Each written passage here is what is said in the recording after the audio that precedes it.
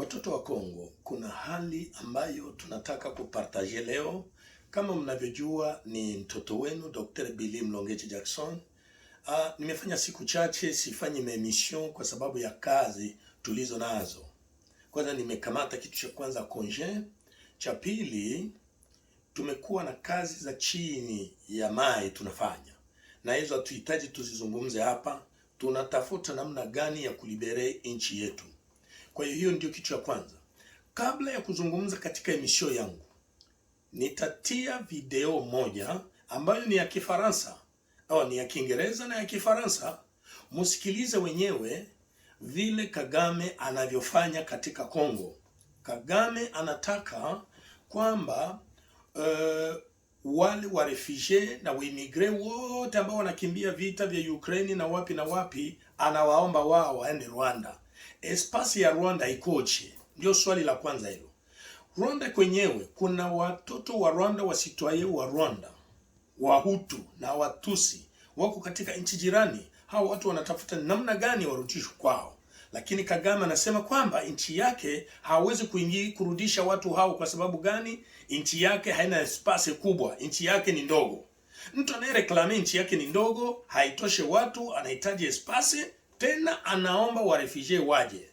Selo source zetu tulizo nazo kutoka Rwanda, watu wetu tunaofanya nao kazi ambao tuwezi kuwaonyesha, wametuomba tufanye emission hii. Plani iliyopo, wale wa refugee na wale uimigre wote walio Europe ambao gouvernement ya Uingereza inataka kutuma, wanataka waende Rwanda, waende wakae kunoro Kivu na Sud Kivu. Ndio objective yao hiyo. Na wakishakuwa pale watatoa zaidi ya 165 millions d'euros. Ni pesa nyingi sana. Karibu za dolari zinaweza fika 170 au 180 millions de dollars. Na hizo pesa, mnajua Kongo, Felix ni mtu wa pesa, anapenda pesa sana. Wanaweza kumpatia tu 30 millions tu mara moja, anasema au wakae Nord Kivu na Sud Kivu. Mwenye atakuwa kamanda nchifu wa kuongoza hiyo yote, kuongoza hawa refugee na majeshi ya Rwanda, itakuwa na walinda. Ndio mwanzo wa balkanization hiyo. Na hiyo plan tunaikataa. Kwa hiyo kabla sijaendelea, ninaomba muone hizo video ninyi wenyewe, baadaye tutaendelea na emission yetu. Kwa hiyo ndio jambo la kwanza ningeomba. Alors que le nombre de traversées illégales de la Manche a triplé en 2021, le Royaume-Uni fait une annonce choc. Toute personne entrant illégalement au Royaume-Uni, ainsi que celles arrivées illégalement depuis le 1er janvier, peuvent désormais être relocalisées au Rwanda. Selon Boris Johnson, ce petit pays d'Afrique de l'Est pourra accueillir des dizaines de milliers de personnes dans les années à venir. Le Royaume-Uni et le Rwanda ont signé un nouveau partenariat conjoint en matière de migration.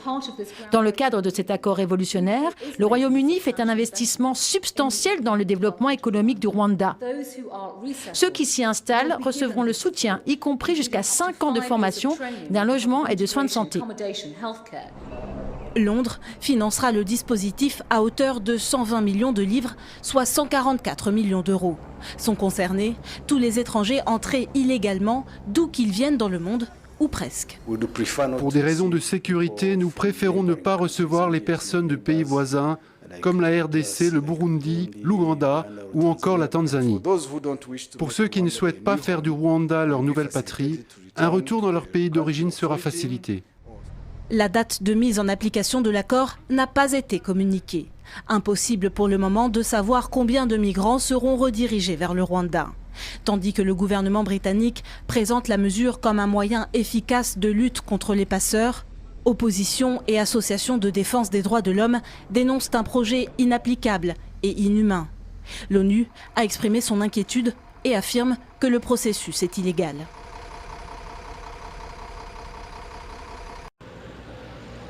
Une idée scandaleusement mal conçue qui fera souffrir tout en gaspillant d'énormes sommes d'argent public. Une initiative inhumaine, irréalisable et très coûteuse. Les réactions des associations de défense des droits humains se multiplient depuis l'annonce de Londres d'envoyer certains migrants au Rwanda. Réaction également dans les rues de Douvres, le port britannique le plus proche du continent européen. Je trouve ça absolument ridicule, dit cet homme. Cela va coûter beaucoup plus d'argent à long terme. Ces pays ne sont pas très sûrs. De toute façon, au Rwanda, il y a seulement quelques années, il y a eu un génocide génocide, donc je pense que c'est complètement fou.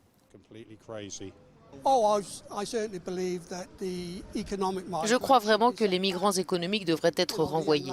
Vous savez, les jeunes qui viennent d'endroits d'où ils ne devraient pas venir, je pense qu'ils devraient être renvoyés, mais renvoyés chez eux, pas dans un pays totalement différent.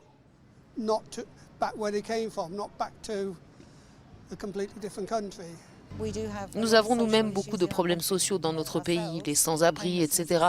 Et nous devons chercher à résoudre ces problèmes. Mais je pense que chaque être humain a le droit à un refuge. Nous sommes un havre de paix, nous avons les ressources nécessaires, nous devrions les utiliser. En envoyant des demandeurs d'asile à plus de 6000 km de ces terres, le gouvernement britannique veut décourager les candidats au départ vers le Royaume-Uni. Des candidats toujours plus nombreux. Ils étaient près de 30 000 en 2021 contre moins de 9 000 l'année précédente, selon les chiffres du ministère de l'Intérieur. Nafikiri mmetoka kuona ninyi wenyewe.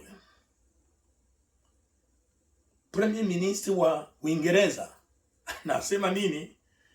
Wale watu wakimbizi walio katika nchi yao watawatuma Rwanda,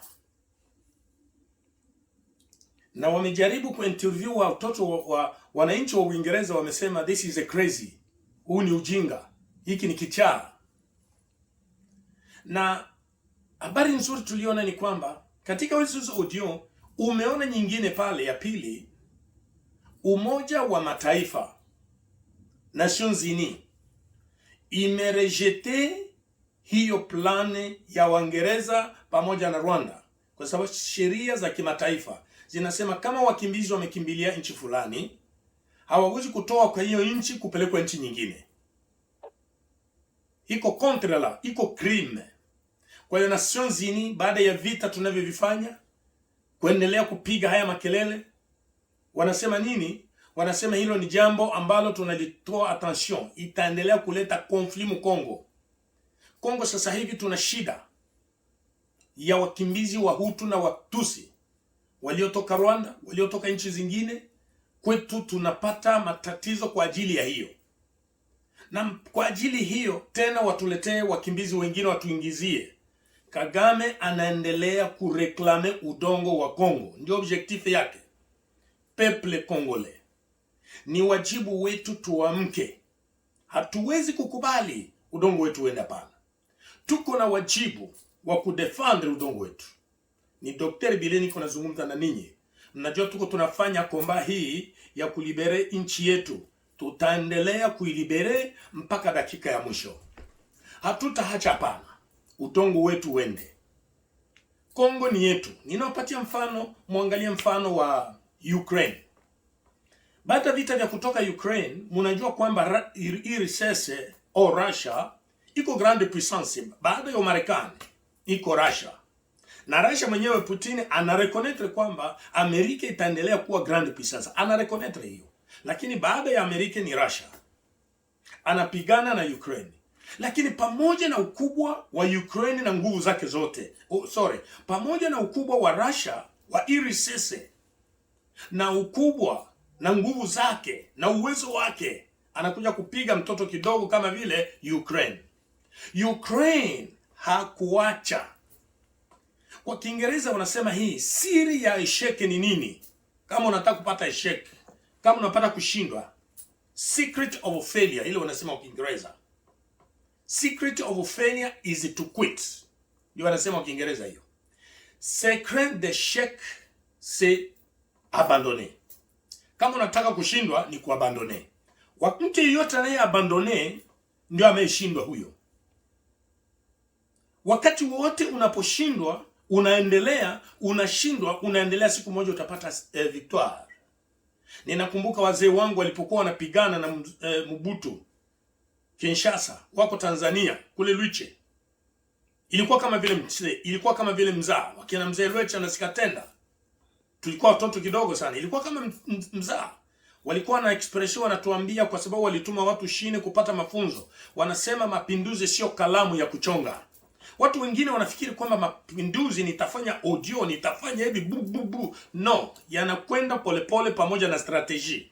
Mapinduzi yanakwenda pamoja na watu ambao mko na mlengo mmoja. Sio watu ambao wanawapiga vita. Kwa hiyo ninawaambia peuple congolais, Katika vita hivi tutavishinda. Baada ya kusikia audio ambayo imetoka message ya Kagame pamoja na ambasaderi wake anazungumza pamoja na gouvernement ya Angleterre, wanazungumza watatuma wa refugee huko. Hiyo iko provocation. Objectif ilikuwa hivyo. Mnajua AFDL ilikujaje? AFDL ilikuwa soutenu na Angleterre, Etats-Unis d'Amerique na wengine. Lakini watu walikuja kuonewa kwamba Wanyarwanda waliwadanganya, Kagame aliwadanganya, ndio wakaanza kuabandone. Macron, rais wa France, sio Macron aliyopita mbele ya Macron, wa français walikuwa na conflit na Rwanda, lakini Macron ameenda kuomba msamaha. Wameenda kuomba msamaha. C'est pour vous dire peuple congolais, hatuna rais ambaye anaweza kudefendre notre intérêt territorial. Inchi yetu peuple tunapaswa kusimama. Katika watoto wa Kongo kuna watoto wa capable ambao wanaweza kudirige ile pays na kuigere très bien bila matatizo, na tutaigere na tutalibere inchi yetu. Kwa hiyo peuple congolais, tukamate exemple ya Ukraine. Ukraine wamefanya nini? Ukraine wanasimama na walitia sheria kuanzia mzee wa miaka 50-60 kushuka mpaka miaka 18. Hao wote watakamata silaha. Wasichana wametoka wa volontaire wanakamata silaha, na wote hao wako wana defendre udongo wao. Lakini peuple congolais tunakalia malofu walio mu diaspora, Canada, Australie, Etats-Unis, Afrique du Sud, wanakalia malofu kufanya maaudio kutukanana ambayo visikuwa na maana. Kitabu cha Mungu kinasema hivi: si un royaume est divisé contre elle-même, ce royaume ne peut subsister. Biblia ya Kiswahili inasema kama ufalme umegawanyika, huo ufalme huwezi kusimama. Nyumba kama imegawanyika, hiyo nyumba haiwezi kusimama. Peuple congolais, uwezo tulio nao, tunazo nguvu, tuna uwezo. Watoto wa Sud Kivu na Nord Kivu tuna uwezo wa kulibere Kongo nzima, hatuhitaji hata mtu mwingine. Lakini adui ametuingilia kuleta diviser pour régner. C'est ça stratégie ya force ya imperialisme. Imperialisme sharti yake inasema nini? Inasema kwa contrôler le monde, il faut le diviser. Pour contrôler les Africains, il faut le diviser. Ndugu zangu, c'est l'unité itatusaidia. Tunaomba tuwe na umoja, ndio itatusaidia. Walio diaspora, tuna vijana wenye nguvu, lakini wamesahau udongo wa kwao. Utakaa Marekani, utakaa nchi ya kigeni na udongo wako unakwenda, unafanya nini? Angalia watu, muangalie wale walio Etats-Unis, muangalie watu wa Ukraine walio katika gouvernement, wako wana defend, wako wanafanya memission juu ya nchi yao, wako wana mobiliser gouvernement. Kila mtoto wa Ukraine aliye Amerika, aliye dans le monde entier, mufasi yoyote yuko anafanya effort. Lakini wakongomani tunakuwa divise, Mungala, Mukongo, Muluba, Muswahili, uje kuwa Swahili, Mubembe, Mufulani, haitatusaidia kitu. Adui anatuingilia. Tunapashwa kuwa katika umoja, na huu umoja ndio utatusaidia sisi kuokoa nchi. Dr. Bilisi pigane kwa ajili ya kutafuta une petite village. Sina ile vision. Kama mtu mwingine anafikiri kwamba Mlongeche yuko anapigana juu ya Fizi tu. Nilitoka Fizi na nilizaliwa Fizi. Vision yangu sio kupigania Fizi. No, nina vision ya kulibere Kongo tout entier. Kongo nzima iokolewe. Kwa sababu hata tulibere Fizi itasaidia nini? Uvira itateshwa? No, notre vision, Kongo hatutadone hata espace ya udongo wetu kwa Rwanda. Tutalibere udongo wetu. Watu wengine wanafikiri kwamba Dr. Dili, ninawaambia wazi kwamba ninapigana niende Minembwe. Minembwe itasaidia kitu gani? Hata nilibere Minembwe itasaidia nini? Kagame ataendelea kututesa tu. Notre objectif est Kinshasa. Ninapiganisha na systeme ambayo Kagame amejenga. Ameleta Wanyarwanda Mkongo kujenga systeme. On doit libérer notre terre. peuple congolais, c'est le peuple qui se libère. On ne peut pas continuer dans cette façon-là. Maneno tunakuwa nayo baluba wengine na sisi baluba tunapata. Qu'est-ce que vous avez gagné baluba? Muluba mwingine anatuma emission biso baluba. Munapata nini? Kuwa president anapaswa kutoka mkabila fulani. Kiongozi anapaswa kutoka mkabila fulani. Haiko kwa sababu kiongozi ametoka mkabila fulani sasa ile kabila inagani. No. Ule kiongozi ametoka mkabila fulani, c'est l'intérêt de tout le monde. Angalia mu Amerika. President atatoka mu village kidogo lakini anatumika kwa intérêt ya fasi zote. Kwa hiyo tuache ile tabia ya kusema kwanza tribalisme fulani ilikuwa wakati ya Bangala, ilikuwa sasa wakati ya Baluba, inakuwa sasa wakati ya Baswahili, non. On ne peut pas évoluer dans ce niveau-là. Notre façon d'agir n'a pas changer. Mentalité n'a pas changer peuple congolais. Tunapaswa kutrava dans l'unité. Unité ndio itatusaidia. Watu wa Nord Kivu na watu wa Sud Kivu. Watu wa Est na Nord. Wasema Kiswahili, wa Luba, watu wa Ngala, wa Kongo. Sisi wote ni mtu mmoja, udongo ni wetu ambao babu zetu walituachia. Tunapaswa kulibere udongo wetu. Na kitu kitatusaidia si l'unité. Unité ndio itatusaidia. Kwa hiyo peuple congolais, Kagame yuko nafanya démarche ya kupata udongo wa Est, wa Grand Kivu. Quand je dis Grand Kivu, vous connaissez vous tous. Inataka kusema nini Grand Kivu?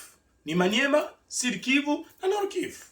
Na ndio maana na create ma M23. M23 wako wa Kongomani. Ni majeshi ya Rwanda tu wamebadilisha jina M23. M23 c'est-à-dire quoi? Iko jeshi ya kihuni ya kibandi. Kagame anatia pale kuba manipuler tu ya kuiba. D'ailleurs, je vais vous dire une autre chose.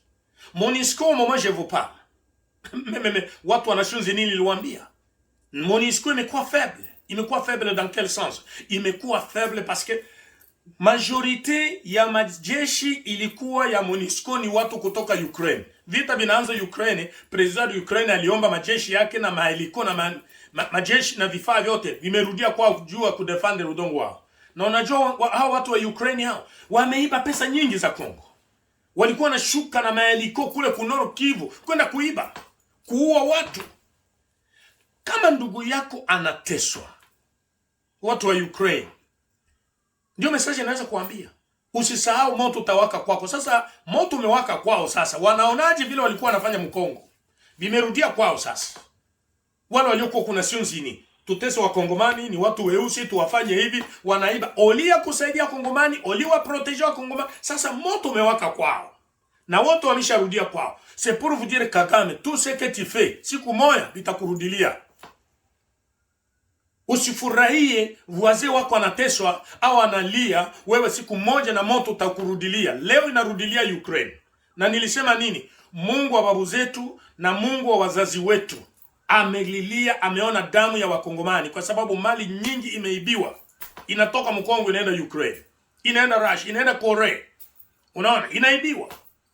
Sasa wakati wanaiba vile waliona kwamba Mungu wetu amelala. Mungu wetu na sisi analamuka sasa. Yuko anatulilia. Angalia vile Ukraine imeharibika. Na Mungu yuko anafuata mali zetu kwenye zinaenda. C'est pour vous dire le peuple congolais. Mfano wa Ukraine, peuple ya Ukraine tunaregrete vile vilitokea, hatuwezi kufurahia, kuna kuwa bainosa, lakini ninasema wale wasoda waliokuwa ku MONUSCO wamefanya magafe ya mingi sana ku Kongo. Mpaka leo wasoda wengi wa MONUSCO wako Mkongo, wako wanafanya vitu vibaya. Wanaenda Maliko, wanaenda kuiba mali ya Kongo, olia kudefendre, wako wanatumika na Kagame. Siku moja tutarendre compte kwa Dieu. Kwa hiyo peuple congolais, message niko nayo ni kusema kwamba tuamke tudefendre udongo wetu, tulibere nchi yetu. Tutaendelea na tutaacha, Dr. Bili hataacha. Tutaendelea na message. Tunapasha tuamke.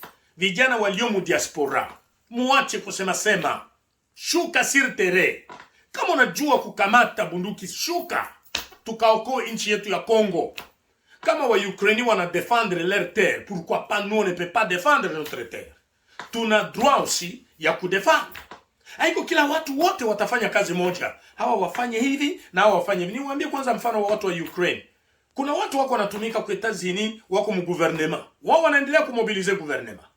Na wale wanao uwezo wa kwenda kwao kukamata mabunduki, wanaenda Ukraine kukamata bunduki, kudefend. Wako wanapita ku television, tunaomba masilaha. Pourquoi pas nous les Congolais, on ne peut pas demander les armes pour défendre Congo yetu? Non, Congo yetu, plus de 12 millions ya watu wamekufa. Hakuna mtu anawasemea. Wanakufa kama vile kuku. Non, c'est notre droit. Ninasema message hii, wataisikia partout dans le monde.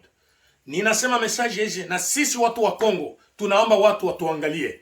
Tunaomba Amerika ituangalie. Tunaomba Europe ituangalie. Politiki inayofanyika contre Congo haiko politiki nzuri. Nations Unies watuangalie. Kongo nayo tufurahie. Kongo tunayo baraka nyingi ya kusaidia nchi yote. Lakini utajiri wetu ni Rwanda ndio anaanza kuexploiter Corbat. Ni Rwanda anaanza kuexploiter minere. Ni Rwanda anaanza kuexploiter gaz iko mlake Kivu ya kwetu sisi wa Kongomani. Non, trop c'est trop quand même. Trop c'est trop. Na Rwanda anafurahia. Rwanda siku moja utalipa. Hivi vyote tuko nafanya siku moja tu dois payer ça. Alors peuple congolais, message nilikuwa nayo ya kupartager na ninyi ni kwamba tuamke, tusikubali manipulation yote ya Rwanda kwa ajili ya kutaka kuingia Mkongo kuleta wa refugee wengine. Na manevre yote wako wanafanya Mkongo kuleta majeshi Rwanda kuingiza Mkongo, ni kama Mkongo hatuna jeshi, hatuna armée. FARDC iko manipulé. Quand on donne un FARDC $500 anapitisha. Na hivi hatutaendelea. On doit protéger notre terre. Mungu awabariki wote mnasikia message hii. Na unaweza partager message hii, kila mtu aisikie. Ni Dr. Billy, tunazungumza juu ya liberation. Vijana wetu walie sur terre, wavoya kombata, mumekuwa divisé. Na kwa ajili ya madivision yenu, wengine watumike na Kagame, wengine waende kwa FARDC, wengine waende kwa Nyarwanda, wengine waende. Ndio maana adui anacheza na ninyi. Kwa ajili ya nini? Ya pesa kidogo. Lakini ninaomba ninyi wote murudi katika umoja. Walio mu diaspora, rudieni, muungane na vijana. Union fait la force. Ndio hivi tunaweza kulibere udongo wetu. Mungu wabariki. Merci, asante sana. Watoto wa Kongo, kuna hali ambayo tunataka kupartaje leo. Kama mnavyojua ni mtoto wenu Dr. Billy Mlongechi Jackson. Nimefanya siku chache sifanyi emission kwa sababu ya kazi tulizo nazo. Kwanza nimekamata kitu cha kwanza congé, cha pili tumekuwa na kazi za chini ya mai tunafanya. Na hizo hatuhitaji tuzizungumze hapa. Tunatafuta namna gani ya kulibere nchi yetu. Kwa hiyo ndio kitu cha kwanza.